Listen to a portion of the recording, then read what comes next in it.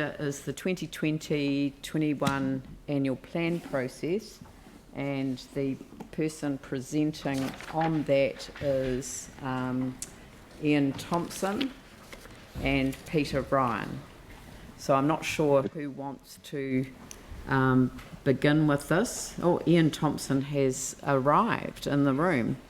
I meant to have a haircut before, I'm sorry. Are you able to turn the microphone on with it and maintain a meter's distance from Jimmy Chen?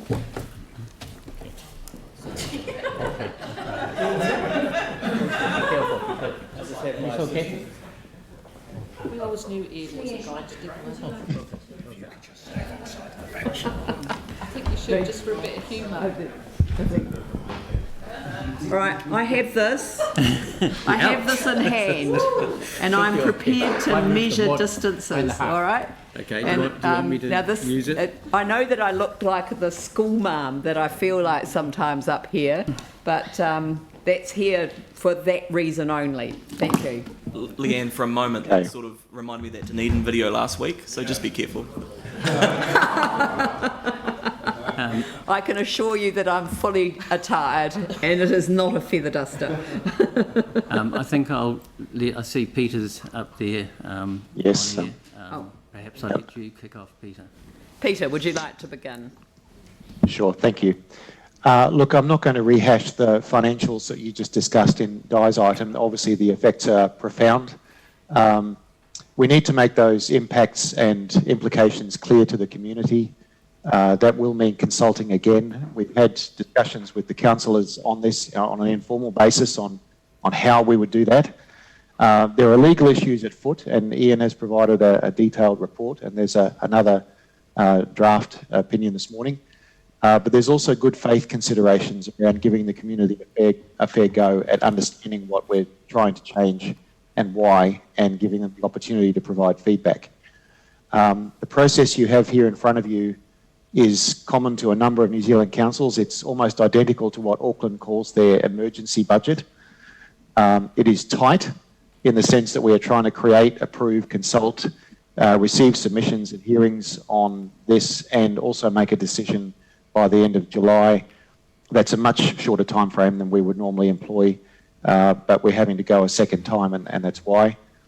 The end of July is a hard deadline, because if we do not approve a new annual plan by then, there will be significant complexity around rates and rating for the city. So to sum up the compressed timeline, we were looking to adopt a new approach on the 29th of May, to consult with the community between the 12th and the 29th of June, which is possibly a longer period than is strictly required, but is really there to demonstrate good faith and opportunity. Oral submissions will also be received during that same period, so simultaneously rather than sequentially. In terms of the hearings, I've just had a discussion with John Filsell about providing some options back to the councillors tomorrow on how the hearings can be handled. We normally don't have the capacity to deal with those sorts of numbers in such a short space, so we'll need to provide some clever and agile options to the councillors on how to handle that, and then adopt by the 30th of July.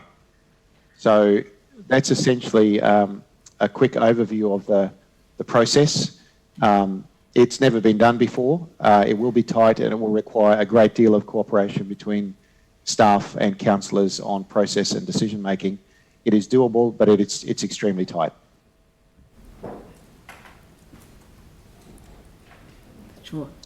I just had one question, and that is in relation to the proposal to develop a manner and format for the hearing of oral submissions, and rather than passing that resolution in the form that it's in, because it could create an impression that we might do this in exactly the same way for everyone who wants to be heard, or that it may not present options that we've had an opportunity to look at. I understand. people will want to know. So what I'm just wondering is whether we could replace that submission with a request to staff to provide additional advice to the next meeting of council, which proposes options for the manner and format, or the format or formats. The options might be better.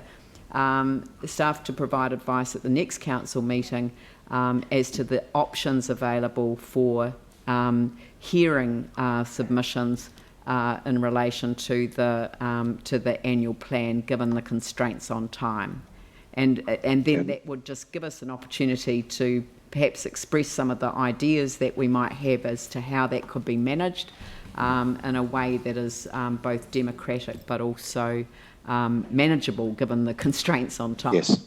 Yeah. Yep. Is that all right? Okay. Fine. Okay. That's no problem at all. Fine. Thanks. Aaron?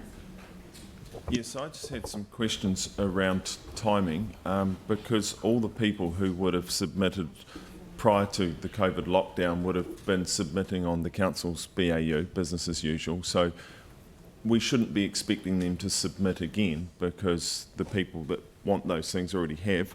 So it's the people who would be submitting on the extraordinary circumstances, and they would know that by now. Why would we have such a long consultation period of the month? Why would we not go to the minimum to allow ourselves more time for hearings?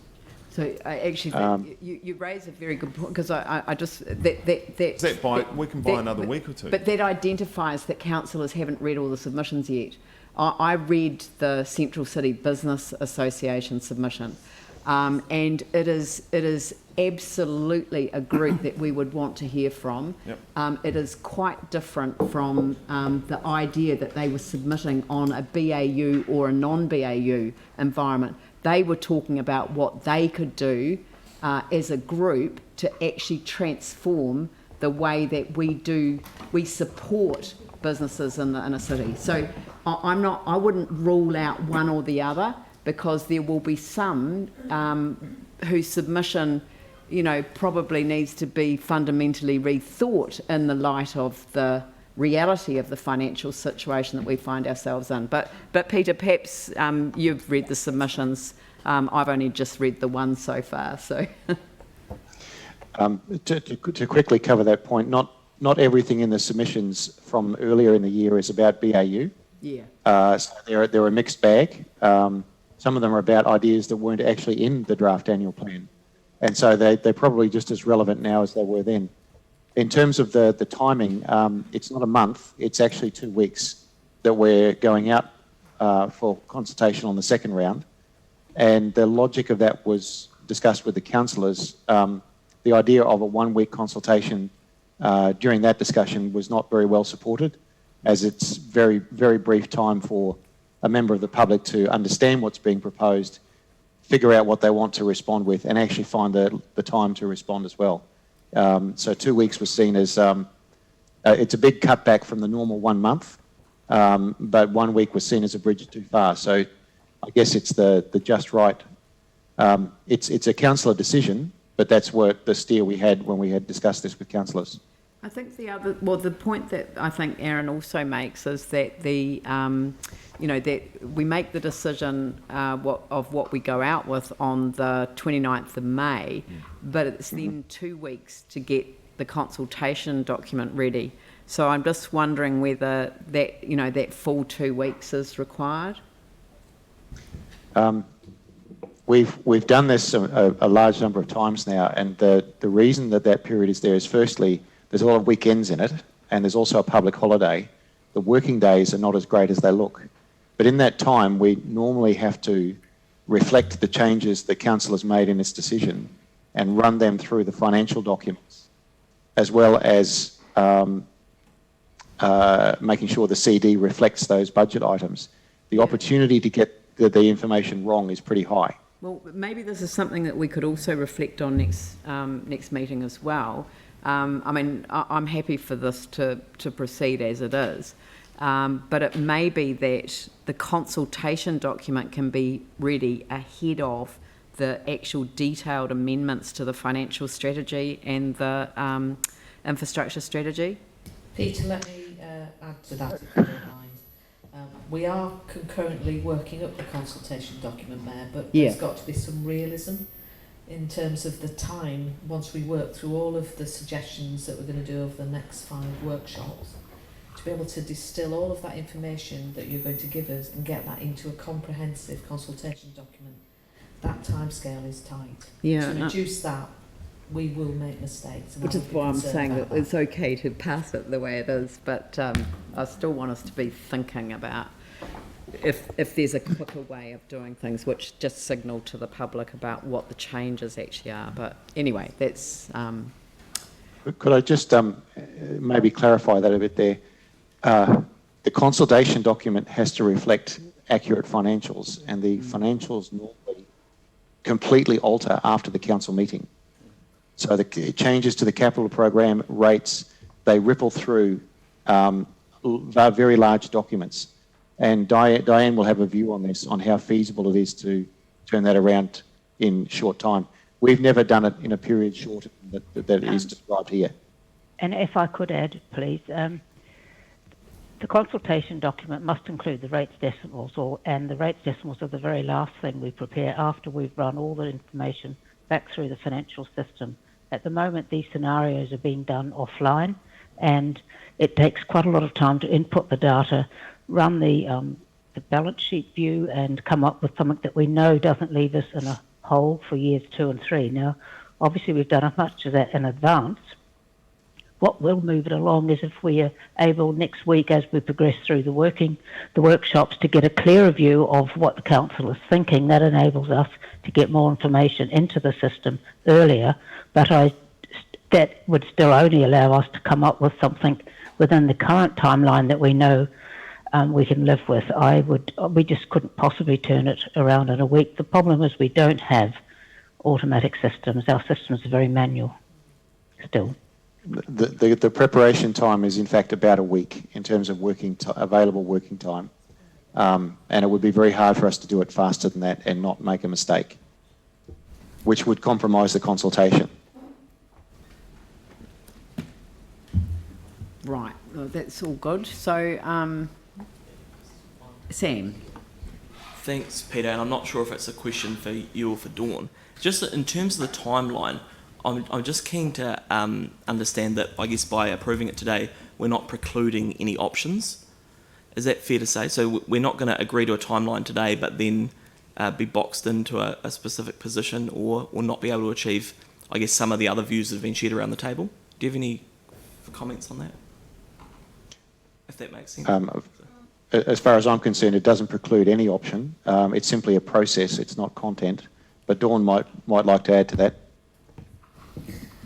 We are looking at all the scenarios that we've been asked to look at. Clearly, ELT will be making a recommendation to members as we work through that, and then into the report that we put on the 29th of May once we've had our dialogue.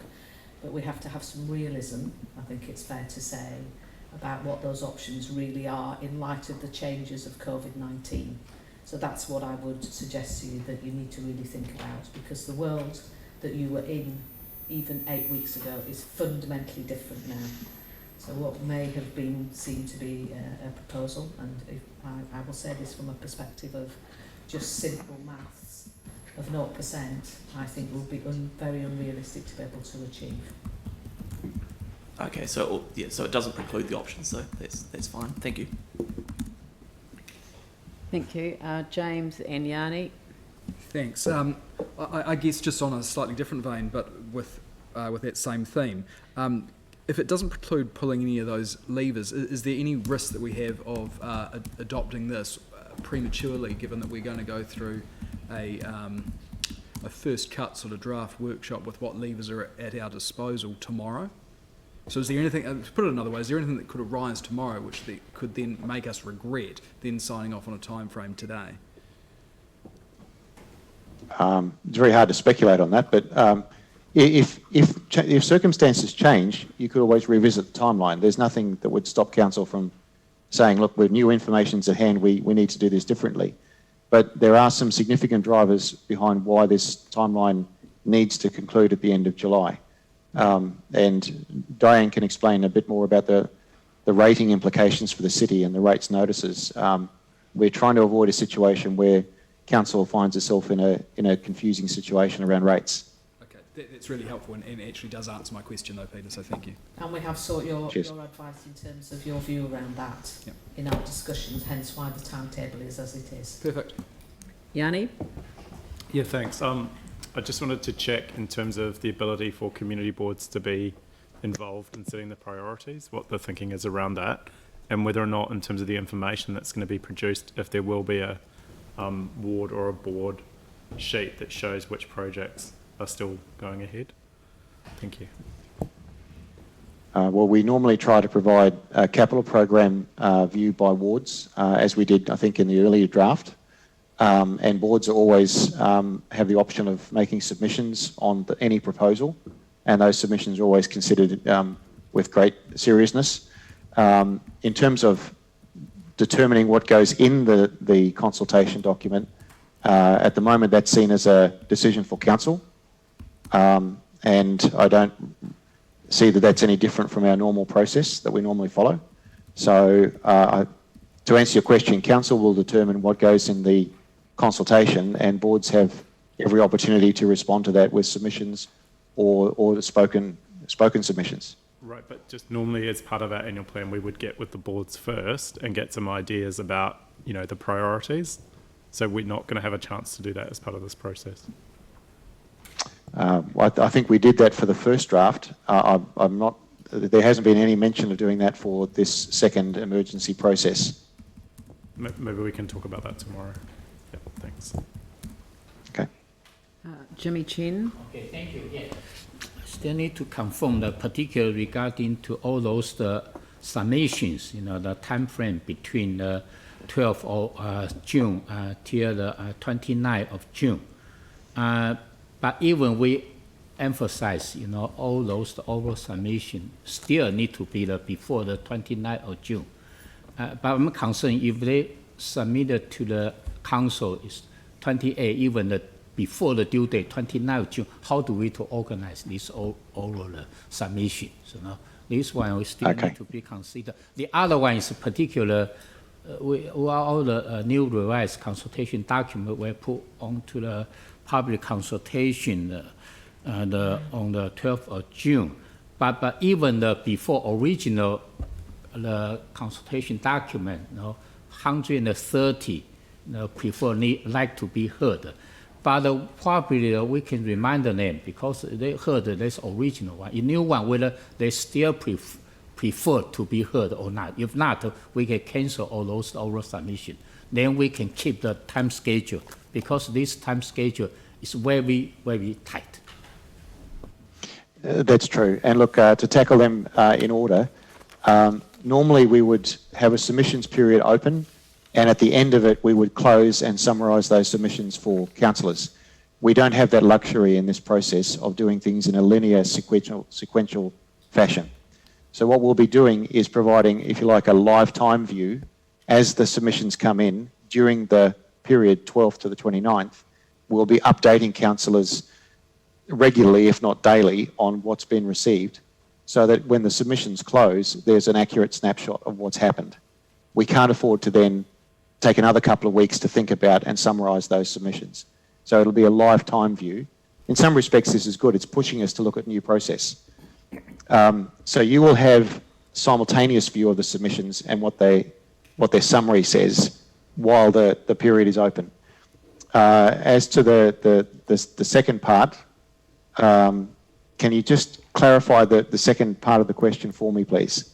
Second part is because the original consultation document, 130, the submissions, they prefer to be heard. But whether it's necessary or not, we need to remind them. Excuse me, Councillor Chen, I've already asked that be amended to come back with options for the hearing of submissions. So I do not want questions asked today. We will have answers and we will have discussed options by the time this comes back on the 28th of May. Please? Yeah, I know, but we need to approve this process time schedule today. Thank you. Yes. Is that all right? Understood. I fully understood, but I'm concerned today we need to approve this You are one. suggesting Yes. that you don't understand that I have amended number 5. It now says request staff to provide advice to the next council meeting. Can we have that up on the screen? Oh, it is up on the screen. Can we read that together? Request staff to provide advice to the next council meeting on the options available for the hearing of submissions to the draft 2020-21 annual plan, given the constraints on time. We are not going to pass a resolution about that today. All right? Thank you. I've tried to be helpful to the organisation and to the councillors, so please follow the agenda. Anne. Thank you.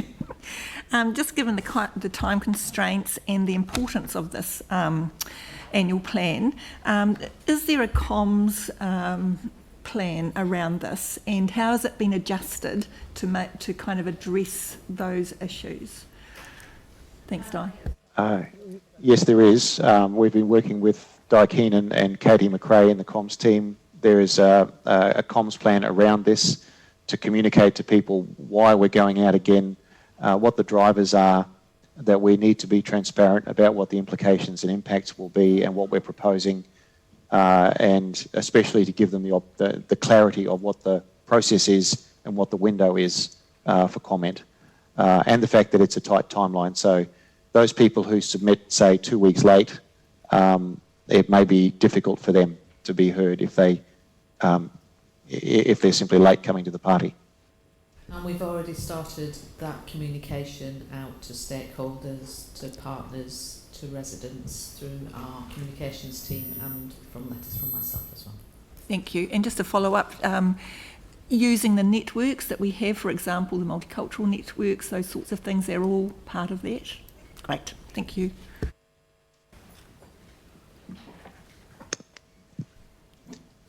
Oh, sorry, thank you. The Chief Executive. Thank you, Mayor. I just want to stress to members the amount of effort and work that has happened over the last 4 weeks by the officers in your organisation, whether that's the leadership team, the finance services, our communication services and Peter and his team across the board, because it has been such a major change for us as an authority in terms of what it is we are going to be able to do. And that has been done at immense pace and very long hours to get you to a position whereby we can bring forward detailed options for the annual plan, which I know we will be working very closely with you for the next 2.5 weeks, which will mean through very detailed dialogue that we will have a plan available to be able to put out in the timescale that I think we can, if we can get that conversation right. Thank you. I'd like to move that we approve the process as set out on the amended recommendations, seconded by Andrew Turner. Any discussion? I'll put them. Andrew Turner. Thank you. And just very briefly, just picking up on the Chief Executive's comments, I'd also like to acknowledge what has been a huge amount of work that has been done by Dawn and her team, by the organisation in extraordinary circumstances, both financially extraordinary and physically extraordinary, the ability for people to work remotely and be working in unprecedented times, as well as on the matters that we've been discussing this morning, certainly deserves some recognition. This is the point, or tomorrow is the point at which that baton passes to us as elected members, where we've got to start considering that huge amount of work that has been done. We've talked about tight deadlines. We need to make sure that we work hand in hand with the organisation as we work through the various issues, not all of which will be easy, and that we do stick to the deadlines that we're approving today, so that we are able to go back out for a sensible conversation with our community. And we're setting a deadline today of approving the annual plan by the end of July. In the circumstances that we're in, that will represent a significant achievement. What by the end of that period will have been a huge amount of work, not only by the organisation, but by ourselves as elected members. Thank you. I'll put the motion. All those in favour say aye. Those opposed say no. That's carried. Thank you.